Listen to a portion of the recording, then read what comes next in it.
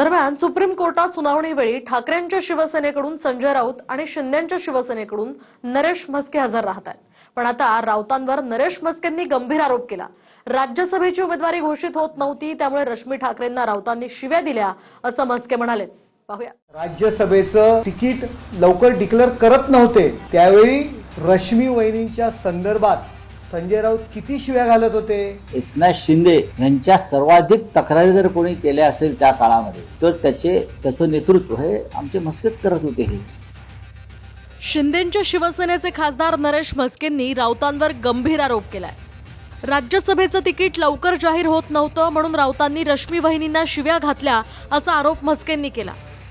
तर यावर राऊतांनीही उद्धव ठाकरेंकडे शिंदेच्या अधिक तक्रारी करणारे हे नरेश म्हस्केच होते असा दावा करत तक्रारीचं पत्रही असल्याचं राऊतांचं म्हणणं आहे. राज्यसभेचं त्यांना पुन्हा एकदा तिकीट लवकर डिक्लेअर करत नव्हते त्यावेळी उद्धव ठाकरे सोडा रश्मी वहिनींच्या संदर्भात संजय राऊत किती शिव्या घालत होते. उद्धव ठाकरे यांना मुख्यमंत्री केलं आणि स्वतःच्या भावाला मंत्रिपद दिलं नाही आणि उद्धव ठाकरे मंत्रालयात जात नाहीत त्यावेळी शिवसेनेतल्या आमदारांना पवईच्या हॉटेलमध्ये मीटिंग घ्यायला लावली आणि उद्धव ठाकरेंना विरोध करा आणि माझं नाव मुख्यमंत्री पदासाठी घ्या याकरता कोण कुभांड रचत होतं.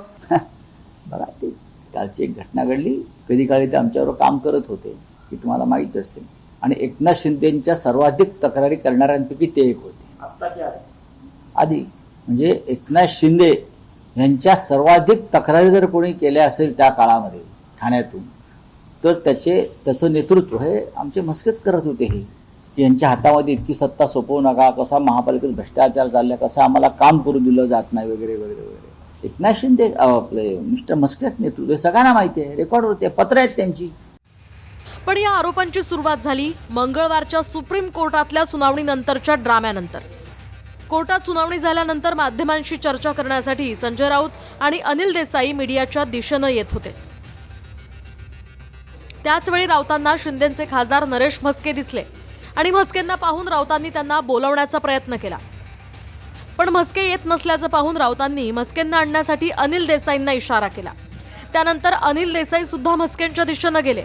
त्याचवेळी म्हस्के काही पावलं मागे गेले आणि राऊतांना तुम्ही माध्यमांशी बोला असे हातवारे केले. त्यानंतर राऊतांनीही आमच्यासोबत यावंच लागेल असा टोला लगावला.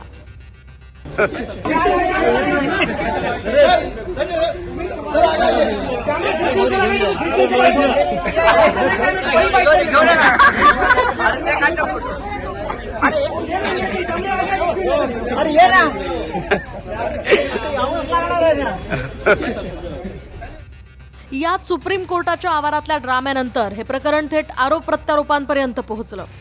त्यानंतर राऊतांनी शिंदेविरोधातील तक्रारीचे नरेश म्हस्केंचे पत्र असल्याचा दावा केला. यावर म्हस्केंनी पत्र दाखवण्याचं आव्हान दिलंय.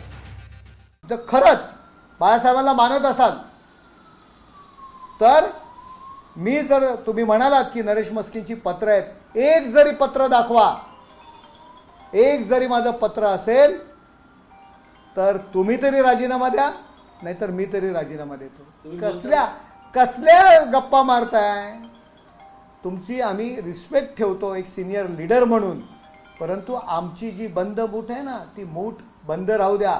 एकनाथ शिंदे साहेबांनी भूमिका घेतली त्या 2 दिवस तुम्ही मला काय फोन करत होतात, रोज मला सकाळ संध्याकाळ फोन करून काय बोलत होतात हे तुम्हीच जाहीर करा, मी नाही जाहीर करत. राऊत साहेब म्हस्के साहेब सकाळी बरंच काय काय बोलले.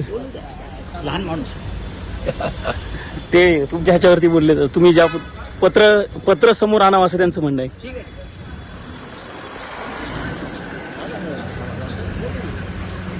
आता जसं आपल्याला एक बाल नरेंद्र आहेत ना, तसे काय त्याच्यापेक्षा छोटे नरेंद्र आलेले आहेत राजकारणामध्ये. सकाळी तुम्ही जो पत्राचा उल्लेख केला होता अहो न्यायालयामध्ये कुठे विषय.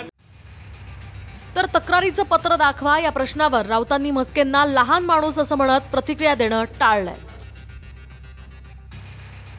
प्रमोद जगतापसह bureau report, TV9 Marathi, Navi Delhi.